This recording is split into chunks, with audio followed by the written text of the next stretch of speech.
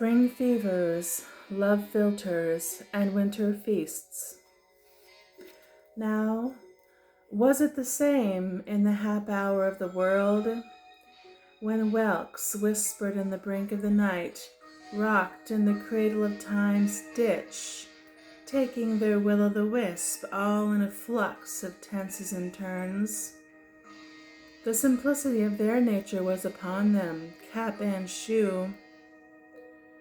What they gave out was but the earth-given bide, until some billion of improving years later, having toiled for the worse, and having made a stink of advancement, became Queen Man and King Woman, under the bells of the bride's wake and corpse sleep, with butter and mustard on their alms bread for charity, snedging in larder cold and upon cold and of most comical mutton, to fatten the lift to a strumpet's turn, or buck up her roup with promise of glut, bridling her kick with the trace of contention, the snood upon her a jiffy too late, greasing the firkin for the Passover plate, from slime unto dream, one long mystery of Aeon's pot steaming on the hip of the lamb, bringing us forward hand over hand up to the standard, ba upon bleat, until we say we have it presented to us on an Anno Domini salver, that Christians now think nothing of head dipping to bite the pip in a tub water and cow's trough. Well, but a thought backward to the heathen, lang syne heaped mystic on magic to bring about the same end. Will she or won't she? So, philters and dreams, and which ways for maidens all forlorn in tatters of love's hope? Drain they not draughts of last year's snow, of last year's bitter, tainted with sassafras and sickened with shag, to wax the rough highway on which love balks at a canter, to make them a byword of she loves me, he loves me, and the knot to the knot? Some go in wheel chains and woe anchors, neck tied and night worn, thumb worried and lip lavished for the good it may cast upon the knees of the morrow, or on the neck of the stiff god of chance. But filter by falter and hope upon clutch, and the more peals split over shoulder this more spelled of a girl, and saying riddle me this or meddle me that, contriving the potion as ever you may, hic up hic jusset, brings up nothing but naught with a deer on its back. Was there a whisper of Ellen or Mary, of Rachel or Gretchen, of Tau or Hedda, or Bellarina Bella e Bellarella, or Tancred of Ingen in the old winds, or of wives whispering a thing to a wife? What's in her name before Christ?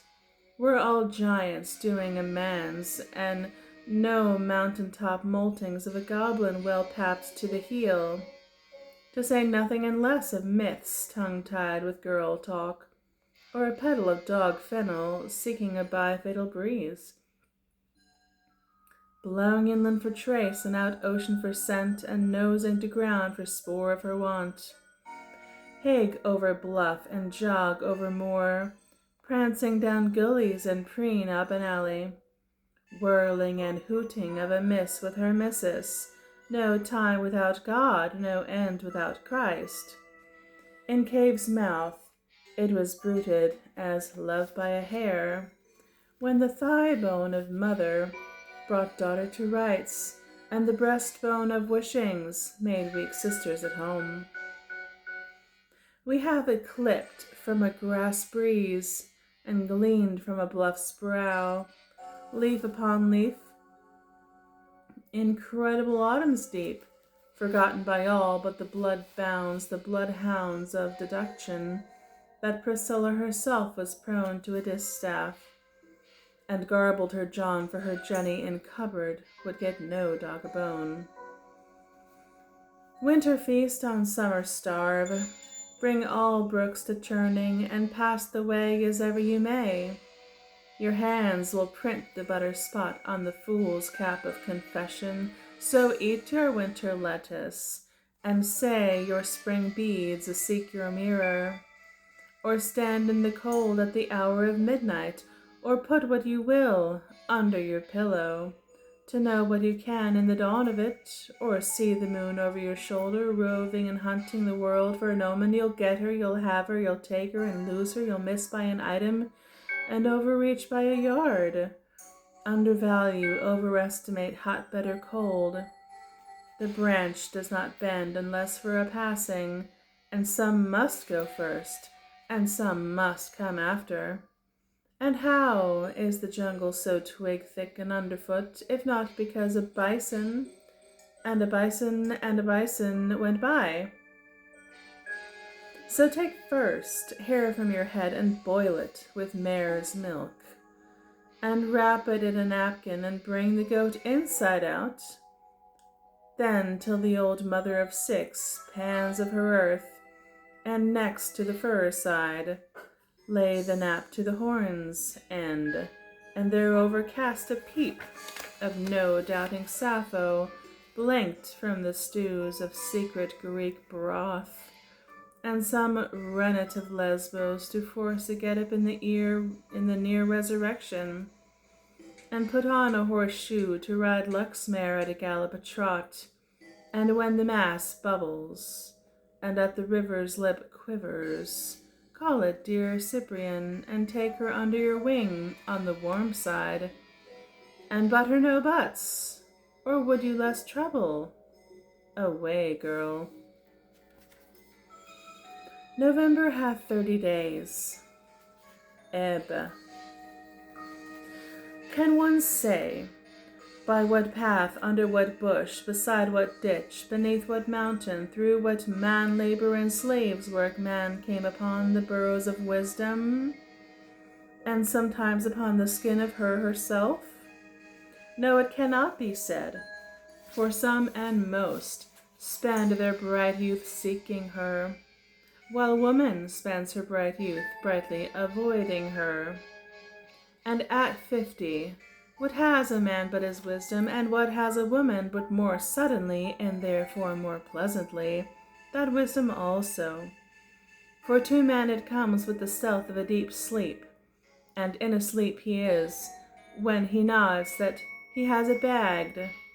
But to woman it comes when she has no cause for children and no effect for babes.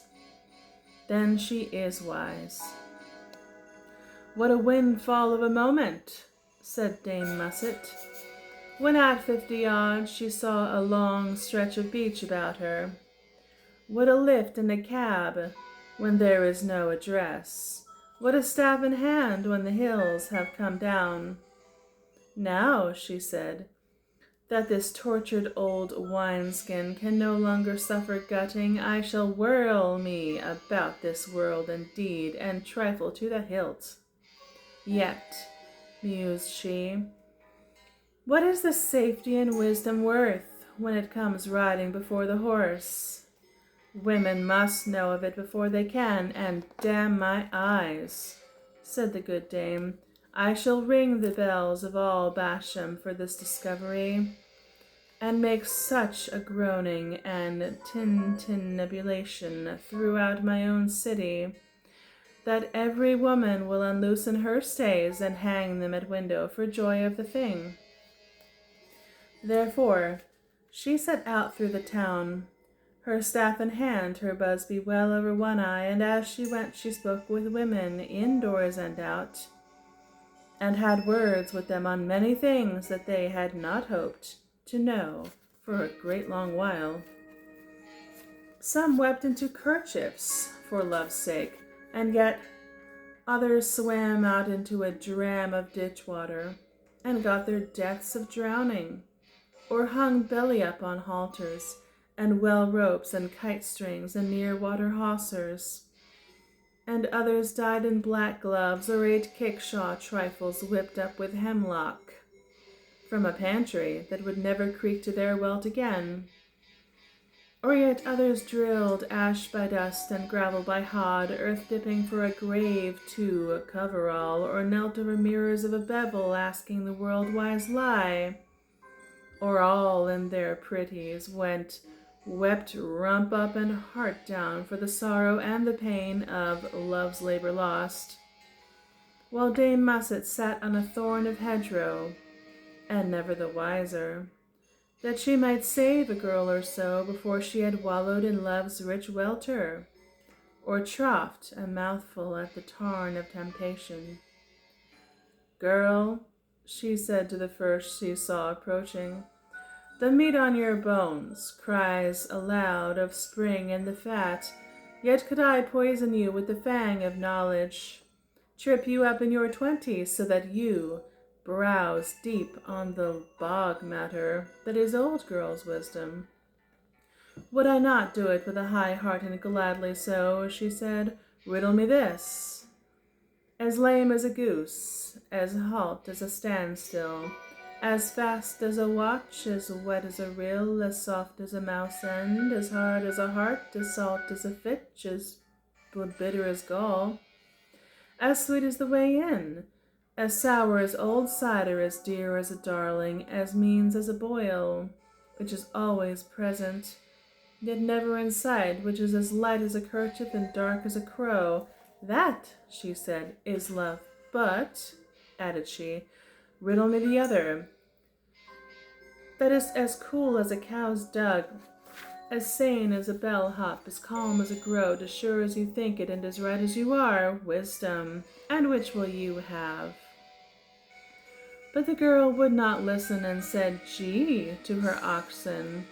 Then went Dame Musset into Petticoat Lane, just off Breech String Alley, where the wash of the world is a dozen of drawers in the Victorian style, a leg for a leg and a great sap to span them. And seeing a lass coming from market with little in her basket to save her from starving but the whole of an ox with the tongue out lolling, a breech end the brisket with a rosette and pucker, and a whole survey of heaven in the low light of its eyes, full fathoms wise in its eyeballs of dear Eden, a ream and a half of tripe's meat that harked back to 3 bellies, a fair pig's bladder for baby to call the cattle home, and a round of hare's fur to make daddy a coat, with a nose back of carrots and a jug full of rye, and a mill on her back to winnow the apples in her winter acre into kegs of home brewing for a guest and a secret the whole winter through. "To this one," said Musset, as the geeks flocked ungainly. "Hold, wench, there is much you must learn ere you cram that fodder down the George of your gut. And it is of love and its sorrow, which, with my new findings, may be turned into a matter of no tears nor eggs. So but listen and give you, while I make you for no gold, as wise as your mother. So riddle me this." But the lass would not listen, and said "Cluck" to her geese. And Dame Musset went further into High Hip Road, and there on the steps of the palace saw girls of all sorts, in their lute-strings and velvets, their rag-tags of Sodom, and their flaps of Gomorrah, and all of them hiding a letter between them, and none of them 20, and all had the hound's eye and the heart dumbfounded, and the stagger of those penned in the pastures of hope, far on the way to the shambles of know-all and try-all. And Dame Musset became exceeding sorry, though no vein bled, for knowledge has cooled from perron to chimney. "Girls, girls," said she, "pause now to listen. I bring no trumpet but that of my message. I ask you to settle on the borders of yonder palace like doves on a fort, nor lift to fly until you have had word with me.